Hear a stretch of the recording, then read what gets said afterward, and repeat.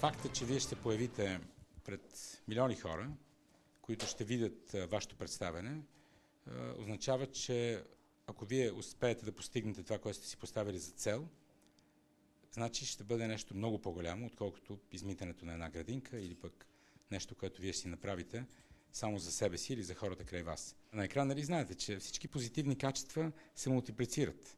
Също важи и за негативните. Един човек, ако камерата го обича, той си е свършил половината работа. Другата половина зависи от вас.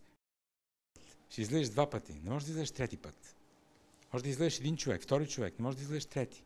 Абсурд! Не може хората да гледат на тебе само позитивно. Няма начин. И най-лошото решение е по-добро от невзетото решение.